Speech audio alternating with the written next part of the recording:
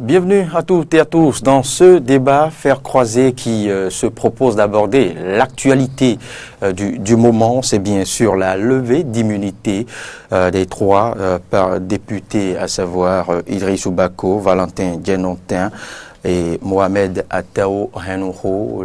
L'actualité remonte à 2018. Alors, pourquoi maintenant? Comment en est-on arrivé là? Justement, comment en est-on arrivé là? Et pourquoi maintenant? Quelles seront les implications ou l'impact de cette levée d'immunité sur, non seulement sur la configuration du landerneau politique et sur les échéances à venir? Ce sont là les questions qui seront décryptées, les angles à aborder bien évidemment sur ce débat Faire croiser avec Monsieur Paulin Vissot. Bonjour à vous, Monsieur Vissot. Bonjour. Je rappelle que vous êtes juriste. Face à vous, évidemment, il est juriste, il a un nom. Angelo Adélacon, c'est pour la toute première fois qui nous rend visite à Eden Télévision. Bonjour. C'est tout un honneur. Bonjour. Et merci de votre disponibilité.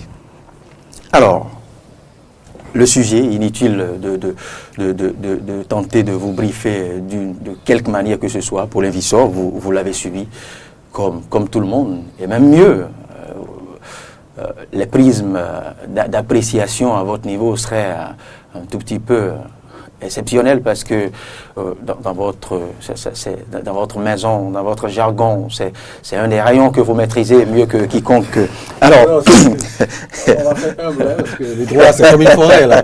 Donc, alors, on va appréhender le sujet surtout sous ce prisme du droit, justement, puisque c'est une question de droit cette fois-ci. Mais il y a aussi une forte portée sociale. Alors, avant de commencer, comment en est-on arrivé là, comme je le disais tantôt? Alors, je pense que c'est important de rappeler que le député a deux fonctions, principalement. Une fonction législative, donc légiférer, voter les lois. Et la seconde fonction, c'est de contrôler l'action du gouvernement. Et vous savez que le gouvernement, c'est lui qui a la force publique, c'est lui qui a la police, enfin, c'est la puissance publique en fait. Donc on demande à des individus, des personnes qui n'ont pas la police, qui n'ont pas l'armée, d'aller contrôler l'action du gouvernement.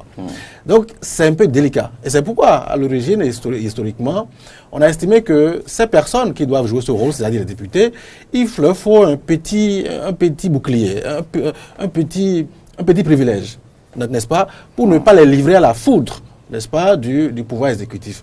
C'est comme ça qu'est partie la notion d'immunité. Donc, nulle part dans l'histoire ou dans l'historique de l'institution d'immunité, il n'a été question de renforcer ou de donner des pouvoirs à des individus pour être à l'abri des infractions qu'ils auraient commises en dehors de leur fonction de député. Donc, lorsque il advient que des individus qui se retrouvent, des personnes qui se retrouvent à l'Assemblée nationale, on leur reproche des choses, vu qu'ils ont déjà la qualité de député, on ne peut pas se jeter effectivement sur eux. Il faut un certain nombre de formalités préalables. Et donc, c'est la formalité préalable là qui a induit ce que vous avez vu hier, à savoir que 3 députés ont vu leur levée d'immunité levée. Alors, parmi les 3, il faut rappeler qu'il y a un qui était ministre au moment des faits, je vais parler de Laurent Djenontin. Donc son cas va être un peu spécifique. Après cette première étape, si la suite de la procédure, requiert son jugement, lui étant ministre au moment des faits, il n'est pas justiciable d'une juridiction de droit commun. Donc, le tribunal de première instance de Cotonou ne peut pas se saisir de ce saisir. C'est plutôt la haute cour de justice, donc qui va pouvoir se prononcer sur son cas. Et donc, pour aller devant ça, il faut forcément revenir à l'Assemblée pour un vote de 2 tiers. Donc, c'est pour dire que voilà fondamentalement ce qu'il faut retenir au plan juridique. Et je pense que personnellement, c'est un acte historique qu'il faut saluer parce que c'est une opportunité qui est donnée à ces gens pour pouvoir aller laver leur honneur comme on a l'habitude de le dire. On va revenir sur certains détails, bien évidemment, à savoir le rôle, justement, la mission de la commission spéciale et tout ça, la nature juridique du rapport, on verra tout ça après. On y revient, on reviendra sur le fond du rapport, sur la forme aussi du rapport tout à l'heure. Angelo Adélacon, vous l'avez suivi. À vous, je demanderai plutôt pourquoi maintenant? Pourquoi cela n'intervient que maintenant, en ce moment, cette avant-veille des législatives? Merci, monsieur le journaliste. J'avoue que cette question m'embarrasse un peu parce que vous nous avez présenté comme juriste. Et donc, comme juriste, je dois répondre à cette préoccupation. Je crains de le verser dans des considérations politiques. Et donc, vous voyez que je suis vraiment, parce que là, je serais sur des forats de WhatsApp et qu'on sort que je me permettrais de répondre à cette question en mettant de côté ma casquette de juriste. Mais ici, je pense que ce serait un peu difficile. Ce qu'il faut retenir, comme l'a dit Adi Lenné, il est heureux qu'il ait commencé par l'historique même, d'où est-ce qu'on est parti en parlant d'immunité parlementaire. Et donc, je ne reviendrai pas là. Oui, le contexte, je ne reviendrai pas là-dessus. Sinon, ajouter qu'en France, cela est apparu déjà avec la Révolution française de 1789. Et c'est un concept, c'est une réalité qui a été héritée même de la Grande-Bretagne.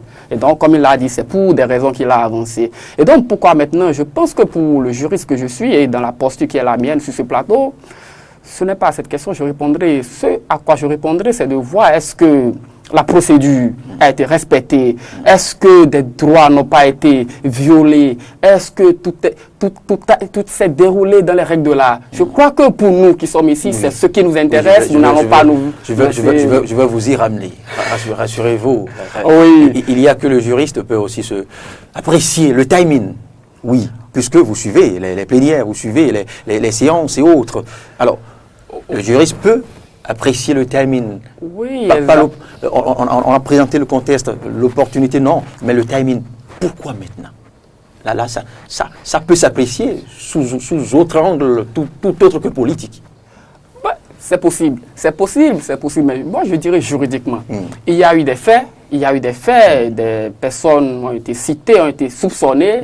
Et donc, le procureur de la République, vous savez, c'est lui qui met en œuvre l'action publique, il a adressé une demande de levée d'immunité au Parlement. Cela a été affecté à une commission a été diligentée pour mener des enquêtes et la commission a déposé son rapport. Et quand vous prenez le règlement intérieur déjà autour des articles 110 et suivants, vous voyez toute la procédure, que lorsque la commission termine, et on évolue en fonction d'une procédure urgente pour quand même connaître du rapport en plénière, venir voir est-ce qu'il faut lever, est-ce qu'il ne faut pas lever. Donc je crois que pour moi... Voilà qui justifie déjà du timing. Vous y répondez déjà. Oui, là, je suis dans le juridique. Oui, sans bien le vouloir. Oui, je suis dans le juridique. Donc pour moi, c'est que la procédure jusque-là est en train d'être respectée ou est respectée. Donc ce qui est fait, c'est que la commission a travaillé, comme l'a dit Lenné, on reviendra peut-être sur ça, la commission a travaillé, a déposé son rapport. Les textes disent, quand la commission dépose, on vient à ce niveau, bon, on soumet d'abord le conseil des présidents, et puis on vient au niveau de la plénière, on vote, on lève ou on ne lève pas. Donc, ce qui a été fait hier, c'est un peu ça. On pourra revenir maintenant sur le fond pour voir est-ce qu'on peut comprendre quelque chose davantage. Oui. Alors, pour l'invisseur, toujours dans les coulisses du Parlement, on va s'intéresser maintenant à la commission et à ce rapport. Exactement. La procédure est partie du procureur de la République qui a saisi son supérieur hiérarchique, le procureur général, lequel a... par voie hiérarchique, saisit l'Assemblée, donc par le biais du ministre de la Justice. Alors, une fois l'Assemblée saisie, cette requête aux fins de levée d'immunité est affectée à une commission spéciale dont la composition est définie à l'article 110 et suivant, enfin l'article 110 du règlement intérieur de l'Assemblée nationale. Alors, il se pose un petit problème, enfin, pour moi, c'est pas un problème, mais j'entends que la commission a déposé son rapport et que dans le dit rapport, elle n'aurait pas reproché grand-chose à X ou à Y. Oui. Juridiquement, la commission n'a pas pour mission de reprocher quelque chose à X ou à Y. On lui demande d'écouter quelqu'un. D'accord? Elle écoute et elle produit un rapport à l'attention de la conférence des présidents, qui donne pour avis, laquelle la conférence des présidents transmet, n'est-ce pas, le rapport à la plénière qui vote. Parce que justement, la décision de lever ou de ne pas lever est quand même une décision assez importante, pour qu'on la laisse à l'appréciation de la commission. Donc ce n'est pas parce que la commission spéciale aurait dit éventuellement, encore que si, pour rester, à mon avis, dans la lettre et dans l'esprit de dispositions relatives à la levée d'immunité, la commission juridiquement n'a pas pour mission de dire tel est blanc, tel est coupable. Non. C'est d'écouter et de rendre compte. Le directeur qu'on a écouté, il a dit, par rapport à tel aspect, l'intéressé a dit telle chose. Et il rend compte. Elle raconte, du moins, la commission raconte. Donc, ce n'est pas parce que la commission aurait éventuellement, parce que moi, j'ai pas lu le rapport, il y a un extrait, qui est sorti sur les réseaux sociaux, mais de là a conclu que, parce que la commission spéciale, dans son rapport, a déclaré que, par exemple, il semblerait que un des députés, la commission aurait dit qu'elle ne lui reprocherait pas grand-chose. Il n'est pas de la compétence de la commission spéciale de reprocher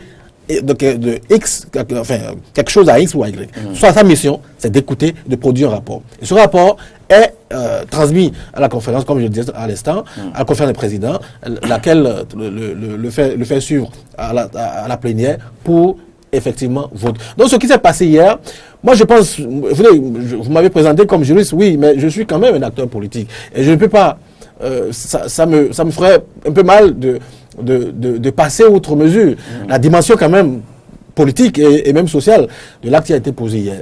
Je voudrais quand même que nous puissions nous comprendre et expliquer à nos compatriotes que on ne peut pas vouloir d'une chose et son contraire.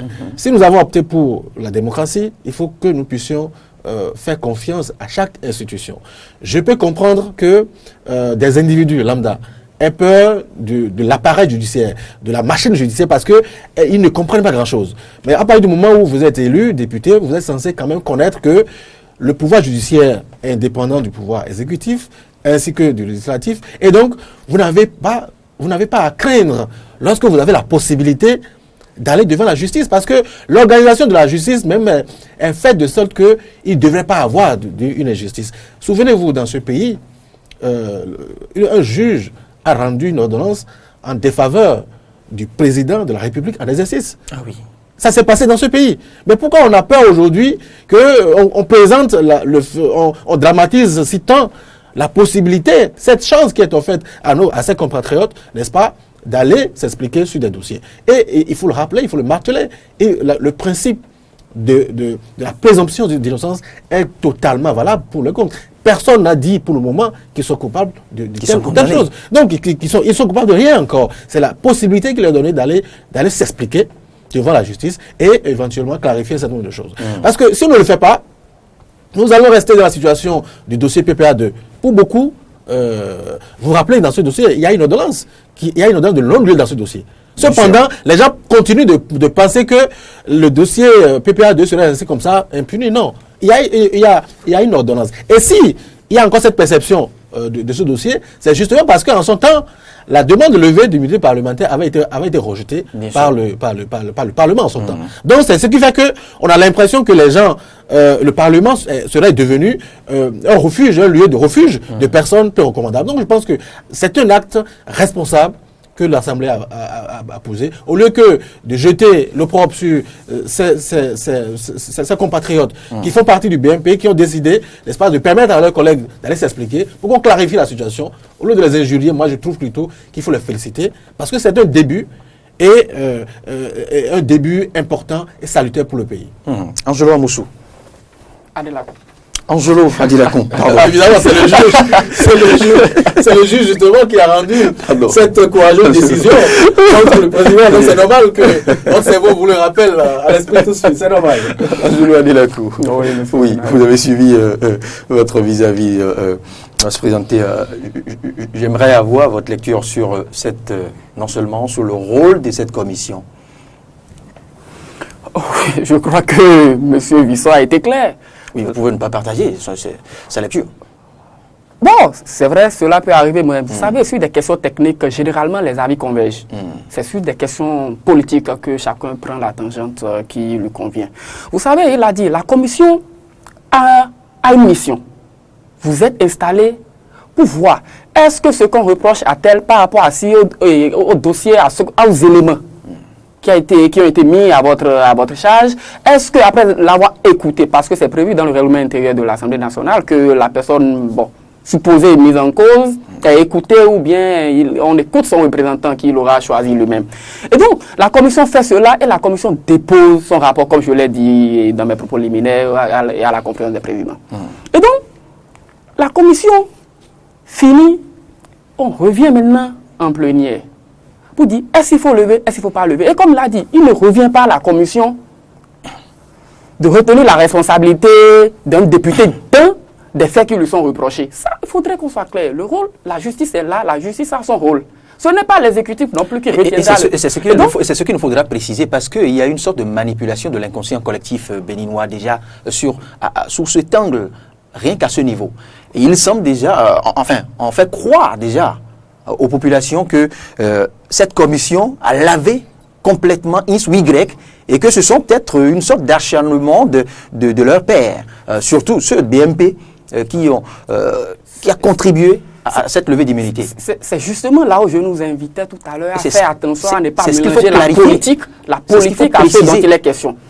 Cette commission n'a pas pour rôle. Exactement.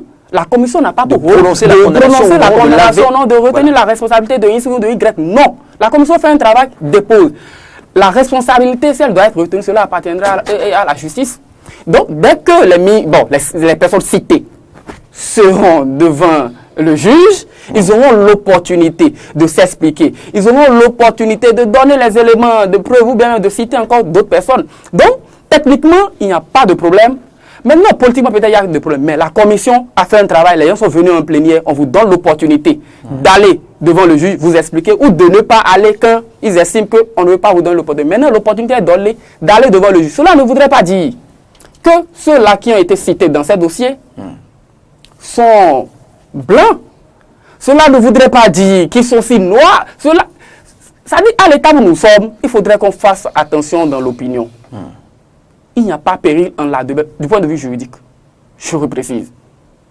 Du point de vue juridique, il n'y a pas péril en la demeure. C'est une procédure qui est respectée. Il n'y a pas de souci. Les choses se passeront dans les règles de la parce que vous savez, nous sommes dans un état de droit, quoi qu'on dise.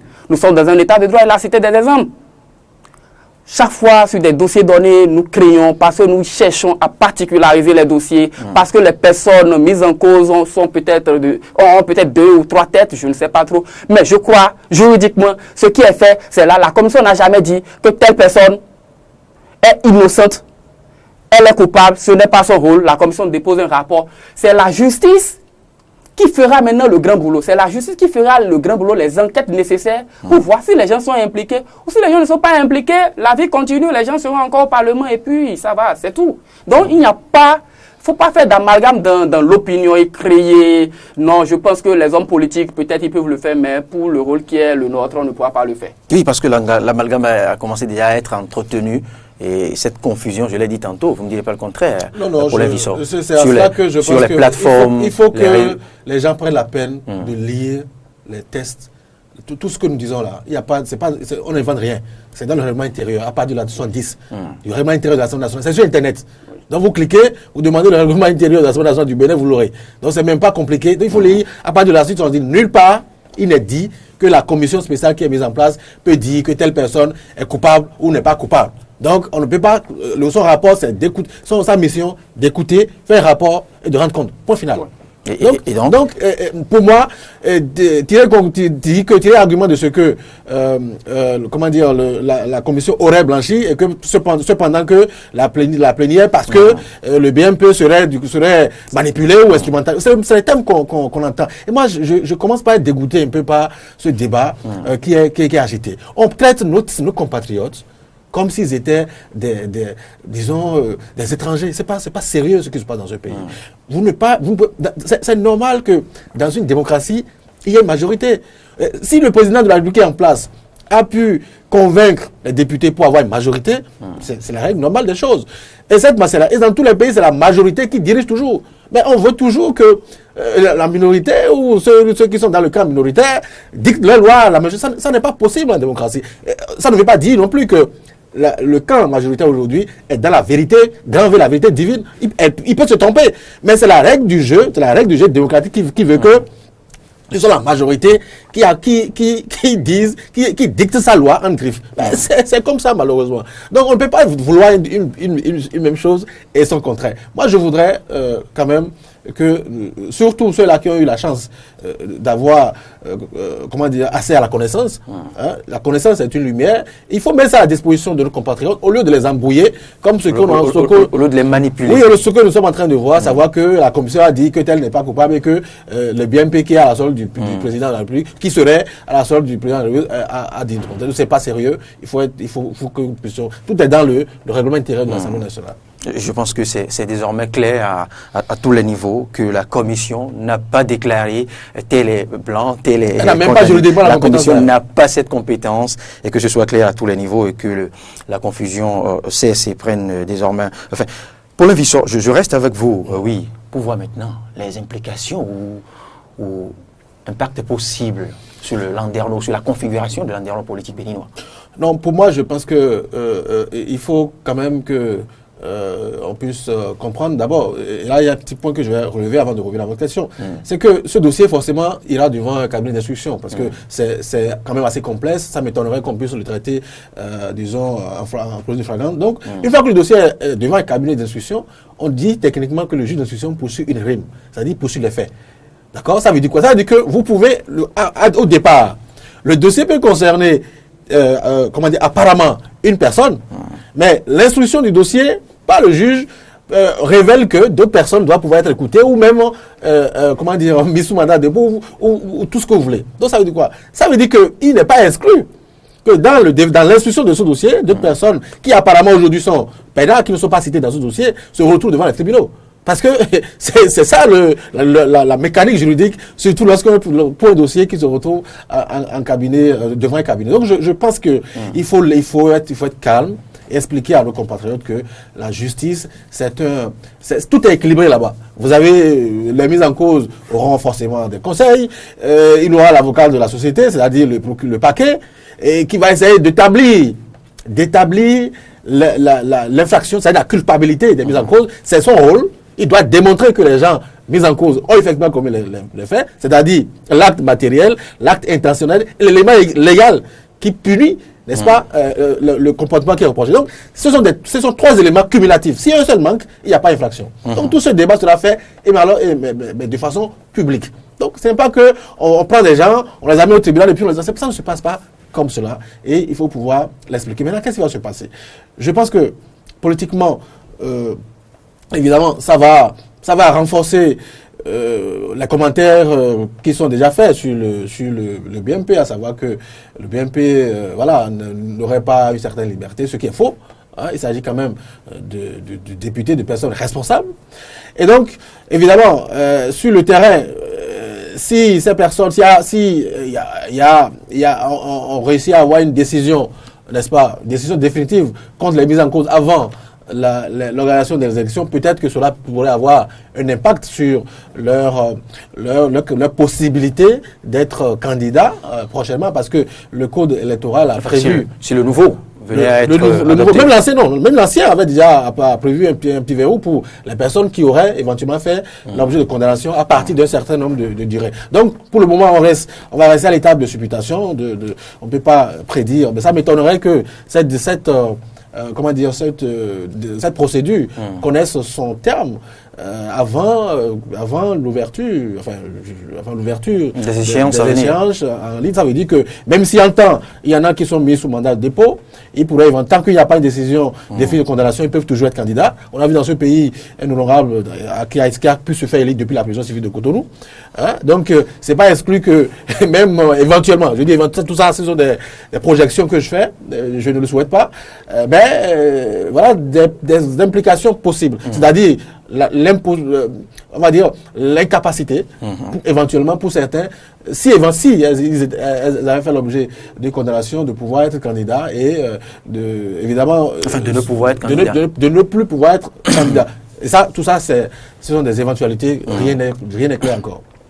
Angelo Adelakun, oui, cette fois-ci je ne me trompe pas. Alors, quelles sont les perspectives qu'offre ce dossier, enfin juridiquement parlant justement, qu'offre ce dossier après levée des immunités, je veux dire? Oui, merci monsieur le journaliste. Avant d'aller là, je voudrais résumer le premier point pour dire, comme nous avons parlé de la commission, que le travail de la commission est en quelque sorte quelque chose qui permet aux députés d'avoir un éclaircissement, d'avoir une position fondée qui va quand même orienter leur vote. C'est un peu ça en termes faciles, c'est un peu ça le travail de la commission, c'est tout. C'est un peu ça. Maintenant, et quant à la suite, vous avez demandé quelles peuvent être les perspectives. Mais les perspectives, la première perspective, c'est que les gens seront écoutés.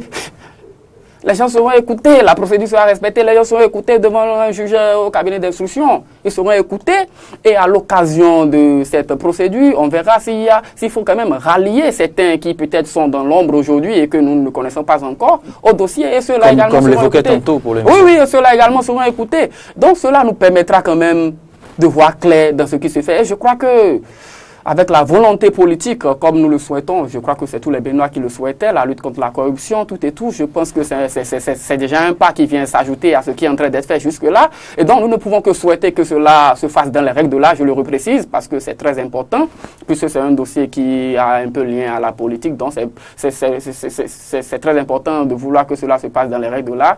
Et maintenant, comme il l'a dit, je pense que nous sommes à quelques mois des législatives et je ne vois pas une condamnation. Bon, là, comme il a dit, c'est des éventualités, mais je ne vois pas une condamnation avant les législatives prochaines. Et donc, les personnes mises en cause peuvent encore se faire élire. Parce que, vous savez, les dispositions du Code pénal prévoient que après une condamnation d'une durée égale ou au moins à 3 mois, vous ne pouvez plus pour des infractions comme l'escroquerie, abus de confiance, usage, bon, tout ça là. Donc, maintenant, nous ne sommes pas dans ce cas. Donc, ces gens-là pourraient encore se faire élire. Et là, je ne sais pas, est-ce que ce qui est en train de se passer est peut-être un avantage pour eux ou aller en leur défaveur politiquement, je ne sais pas.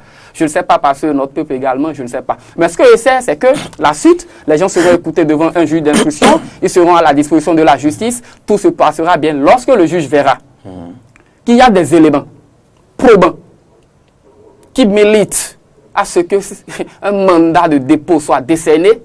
Je pense que le juge, il le fera, cela lui appartient. Mais s'il estime qu'au vu des éléments dont il dispose, ces gens peuvent toujours vaquer, je dirais, entre griffes à leurs occupations et revenir sous convocation, il le fera également. Donc je crois que techniquement, il n'y a pas péril dans la demeure, peut-être politiquement. Paulin Vissor, Angelo évoquait un pan qui n'est pas anodin. Vous savez que nous avons une vive fibre de compassion au pays.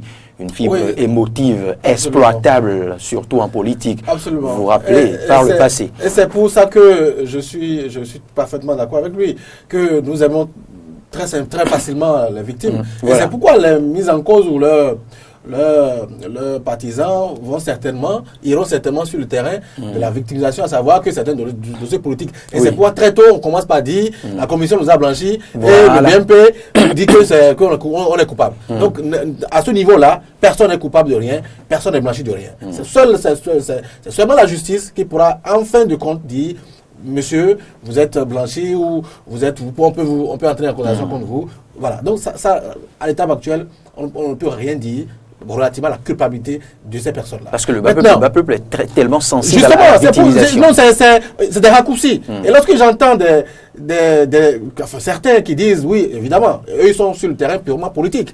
Ils ont intérêt à s'accrocher à l'aspect politique du dossier et non l'aspect juridique. C'est ce qui se passe actuellement où certains députés disent qu'il s'agit qu'il s'agirait de tracts politiques, de tracts politiques, d'acharnement, pression politique. Donc il faut le président de l'Assemblée a eu raison de rappeler de façon pathétique hier son parcours pour sa propre histoire politique. Il a rappelé ce qu'il a dû endurer, ce qui n'est pas encore le cas aujourd'hui.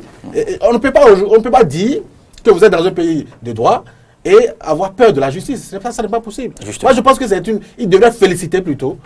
C'est bien, la mise en cause devrait féliciter le BMP de leur avoir permis de s'expliquer.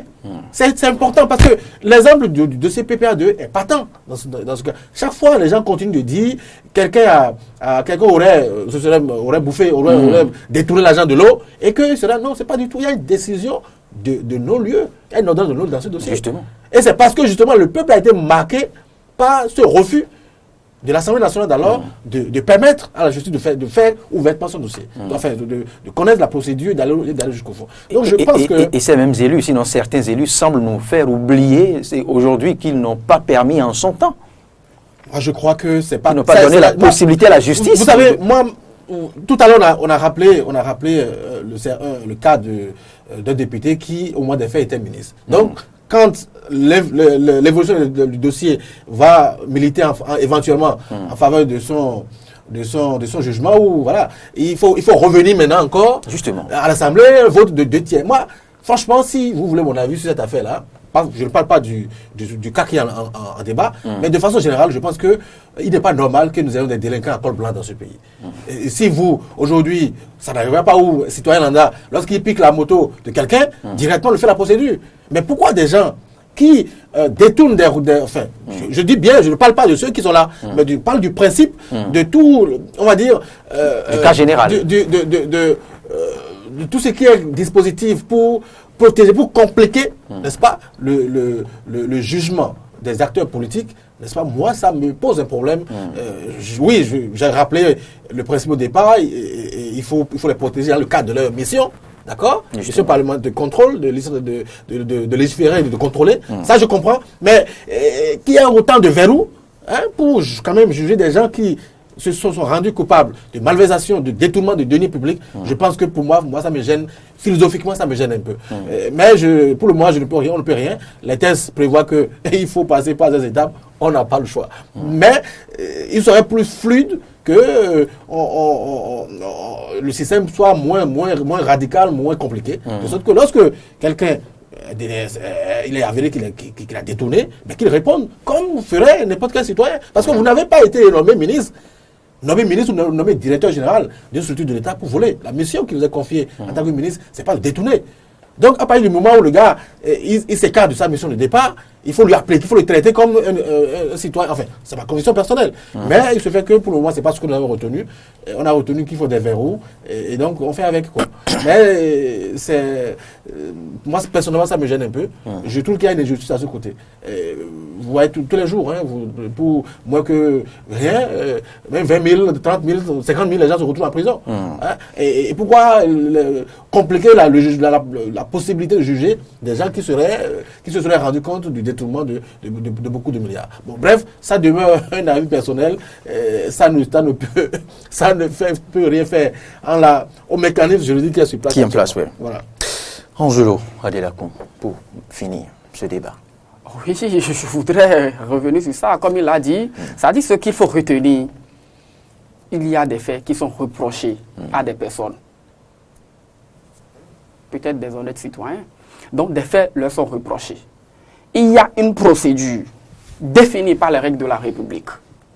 Donc, ce qui devait nous intéresser, si ce n'est pas que nous sommes politiques, c'est de savoir, les faits sont reprochés. Est-ce que la procédure pour arriver où nous en sommes aujourd'hui est respectée? C'est cela.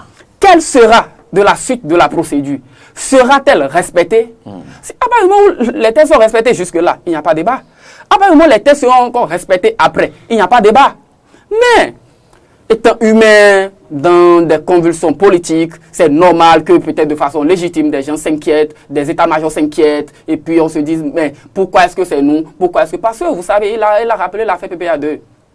Moi, je pense que c'est heureux qu'il y ait levé d'humilité pour que les gens puissent aller s'exprimer. Vous allez voir, quand le juge va rendre ses ordonnances, tout le monde en sera d'avis parce que nous allons voir que oui, sur tel élément, voilà, ça permet d'aller à telle conclusion. C'est une démonstration. Hein. Oui. Nous avons lu la décision, nous avons lu l'ordonnance dans l'affaire PPA2. Bon, vous voyez, on ne remet pas en cause, mais on peut commenter les décisions de justice. Donc nous pensons que si on avait permis en temps de lever l'humilité de l'honorable en question, l'ordonnance serait plus fluide. On serait plus d'avis avec le juge que ce que nous avons aujourd'hui. Donc pour moi, je trouve que c'est techniquement, je le précise techniquement, c'est une opportunité de permettre au juge d'instruction de rendre une ordonnance qui quand même recouvre l'assentiment, je pense, des justes, pas des hommes politiques. Merci, Angelo Adelakun, pour l'invitation. Non, c'est d'abord d'inviter, disons, ceux-là qui ont la possibilité de parler la langue officielle et qui comprennent mieux les choses, de ne pas intoxiquer. Parce que quand on le fait, vous ne pouvez jamais imaginer la suite. Parce que si les intellectuels, ou les Akawé, comme on le dit, continuent d'intoxiquer, mais ça peut susciter des réactions qu'on ne peut pas imaginer au niveau de nos compatriotes qui ne comprennent pas ce que nous disons. Parce que si jamais le message, la dimension politique est exploitée à fond, mais ça peut générer des situations où même les auteurs qui ont contribué à cette réaction, il faut pas s'y échapper. Ils répondre. Ils ne pourront plus maîtriser en fait. Donc je pense qu'il faut calmer, il faut appeler la population au calme et dire que ce n'est pas des personnes qu'on a jetées dans la gueule du loup. Ils auront forcément des avocats. Et comme je l'ai dit tout à l'heure, l'avocat de la société, c'est-à-dire le parquet, va pouvoir démontrer en quoi ces personnes sont coupables. Parce qu'il faut des faits, des actes concrets. Il faut l'intention. Parce que vous pouvez avoir posé un acte sans avoir l'intention de faire mal. Et donc, le juge apprécie tout ça. Et donc, il y a quelqu'un qui est au milieu de tout ça.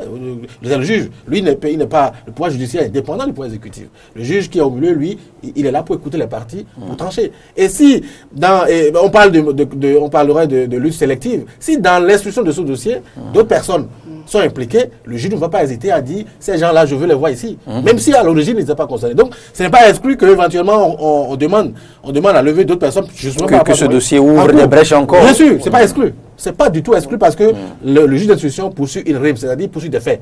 Il ne poursuit pas des individus.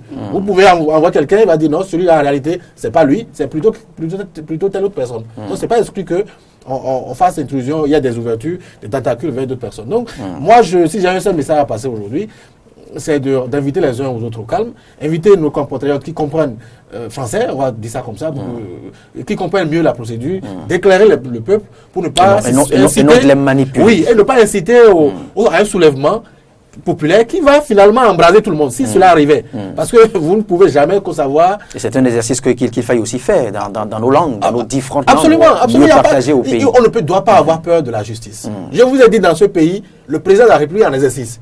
Un juge rend une décision contre ses intérêts. C'est inimaginable, ça. Ça devait rassurer les uns et les autres que la justice n'est pas quelque chose qu'il faut qu'on se lève pour manipuler. C'est pas possible. Qu'on arrête l'affront qu'on fait à cette maison de justice. Des intellectuels, même des députés laissent croire que la justice serait manipulable. Moi, ça me gêne un peu.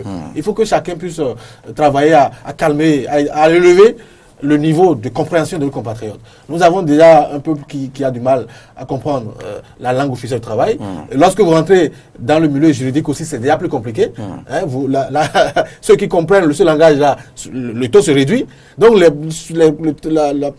très peu de personnes qui comprennent la technicité du droit, je pense qu'il faudrait mieux, ils ont intérêt à expliquer plutôt que de jouer d'intoxiquer. Moi, ça pose un problème. C'est important. Merci Paulin Vissot, merci Angelo Adelakun. Merci pour votre disponibilité, merci pour nous avoir permis de mieux appréhender les fonds, je dirais, de mieux entrer dans l'économie de ce dossier, de comprendre ce que c'est que cette commission, quels sont ses rôles. C'est très important de nous l'avoir précisé parce que depuis hier sur les plateformes et réseaux sociaux, c'est tout autre chose que nous lisions, que nous suivons aussi même dans les échanges entre certains confrères, entre des amis de certaines chapelles. C'est toute autre information qui circule. C'est important de le préciser. Cette commission n'a pas lavé l'honneur de qui que ce soit. Cette commission n'a d'ailleurs pas pour rôle de prononcer, de condamner ou de tirer d'affaire ou de disculper qui que ce soit. Cette commission a juste écouté, a pondu un rapport, lequel rapport devrait éclairer dans la suite de ce dossier. Et puis, nous en sommes venus on en est venu bien évidemment à la levée d'immunité de ces trois élus du peuple, à savoir Idriss Oubako, Valentin Diadantin et Mohamed Atao Henouho. On laisse maintenant la suite du dossier aux instances habilitées, bien évidemment, à traiter, à connaître de ces différents dossiers, soient-ils importants ou délicats. Alors, bonne journée à vous et à très bientôt. Merci.